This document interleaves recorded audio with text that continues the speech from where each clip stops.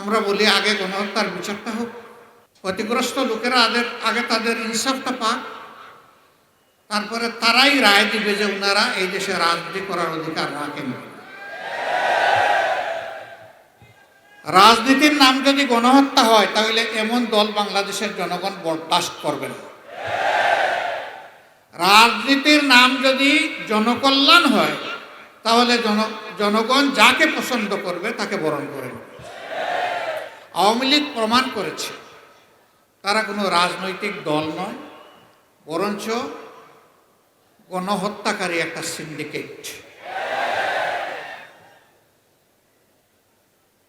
আমরা যা বললাম, আওয়ামী লীগ আদালতে গিয়ে তা প্রমাণ করুক যে আমাদের কথা সত্য না মিথ্যা।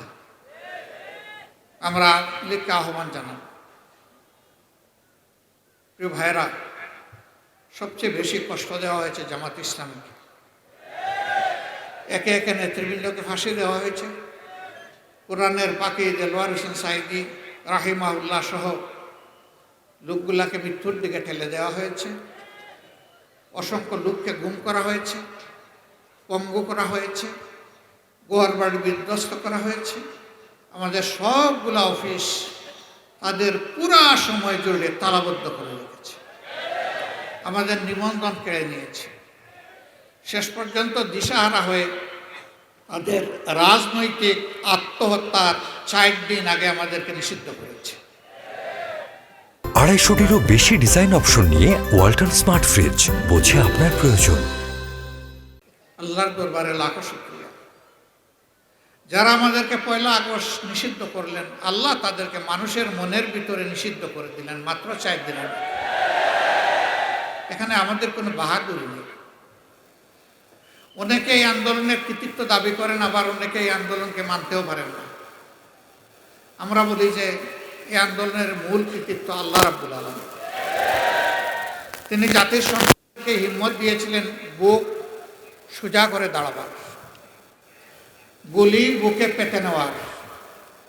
তা আল্লাহর পছন্দ হয়েছে, মঞ্জুর হয়েছে, কবুল হয়েছে, তাই ফেসিবাদের পতন হয়েছে। 18 কোটি মানুষ এর সফলতার দাবিদার, আর নেতৃত্বের সফলতার দাবিদার আমাদের ছাত্র, তরুণ, যুব সমাজ। এইটাও অনেকে দেখে মানতে রাজি হয় না। নামাজের আজানের সময় হয়ে গেছে, আমি আর কথা বাড়াবো না। আমি শুধু বলবো, অতীতে যা হয়েছে সাক্ষী জনগণ। অতীতের সমস্ত দুঃশাসন এবং দুর্নীতিকে আসুন পায়ের তলে কবর দিয়ে সামনে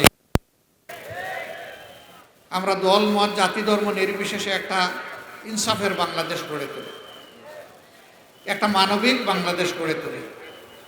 চাঁদাবাজ, লুণ্ঠনকারী, দখলকারী তাদেরকে জানিয়ে দেই, তোমাদেরকে আর বাংলাদেশ কবুল করবে না। ফেসিবাদ বিদায় হয়েছে, এই দেশে আর ফেসিবাদী হয়ে কেউ মাথা তুলতে পারবে না।